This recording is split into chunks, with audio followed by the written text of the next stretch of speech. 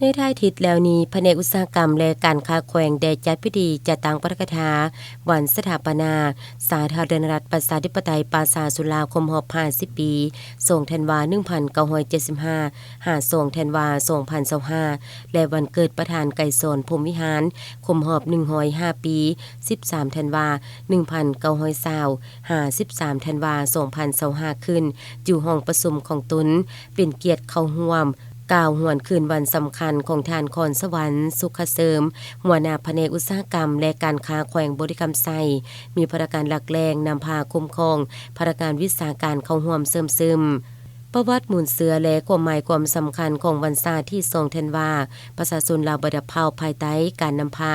ของภาคประชาชนปฏิวัติลาวได้สามัคคีกันต่อสู้อย่างประทานต้านการหุกคานและการครอบครองของจักรพรรดิลาวเมืองขึ้นแบบเก่าและใหม่สามารถปลดปล่อยประเทศชาติอย่างมีไส้สร้างตั้งสาธาและรัฐประชาธิปไตยประชาชนลาวขึ้นอย่างสง่าผ่าเผยในวันที่2ธันวา1975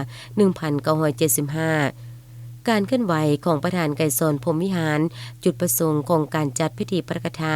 วันสำคัญของศาสตร์ก็เพื่อเน้นใส่ศึกษาภูมิการเมืองแนวคิดเห็นให้สมาชิกพรรคพนักงานภายในแผนกจงเสริฐสู่น้ำใจรักชาติเอกราชเป็นเจ้าตนเองสร้างความเข้มแข็งโดยตนเองตั้งหน้าคนครัวหำเฮียนเอาคุณสมบัติศีลธรรมปฏิวัติและแบบแผนการดำรงชีวิตของประธานไกรสอนพรหมวิหารเพื่อนำไปพันขยายเข้าในการปฏิบัติหน้าที่เวียกงานของตน